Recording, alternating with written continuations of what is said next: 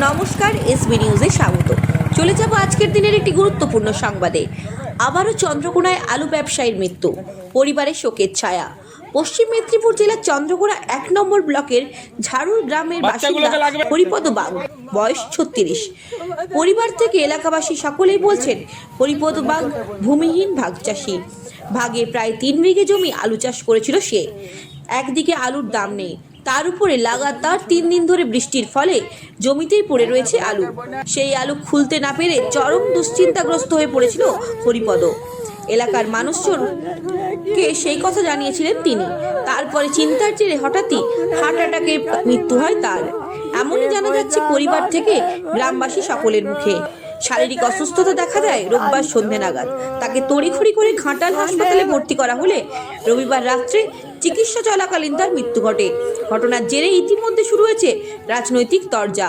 তবে চন্দ্রকোনা তৃণমূল প্রার্থী সুকান্ত দলুই বলেন, পরিবারের পাশে তারা আছে, পরিবারকে সব ধরনের সাহায্য করা হবে। আমার চেনা খুব শান্ত বাবা, চাষবাস পশ্চিমবঙ্গবাসী সে যে কোনো প্রকৃতির মানুষ হোক না কেন, সে কৃষক হোক বা ভূমিহীন কৃষক হোক, সমস্ত কৃষক পরিবারের সাথে মমতা বন্দ্যোপাধ্যায় সরকার ছিল, আছে, ভবিষ্যতেও থাকবে। সরকারি যে সমস্ত পরিষেবা পাওয়া দরকার সেগুলো যাতে ঠিকঠাকভাবে পায়, সময় মতো পেয়ে যায় এবং অসহায় পরিবারের পাশে আমাদের মামাটি মানুষের সরকার থাকবে, দাঁড়াবে, এইটুকু বিশ্বাস এবং ভরসা রাখুন।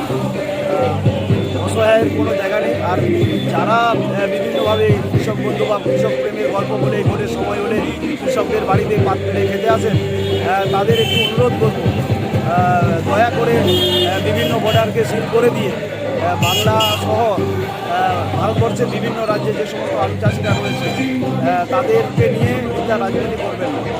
বিজেপি প্রার্থী তৃণমূলকে কাঠগড়াই তুলছে, এক কথায় আপনার নাম না করে আপনাকে নিশানা করছে। দেখুন, ঘাটাল হাসপাতালে আলুর জন্য বৃষ্টি হচ্ছে কি খুব টেনশনে পড়ে গিয়েছে? হ্যাঁ, চিন্তা করতো বাবা, চিন্তা করতো।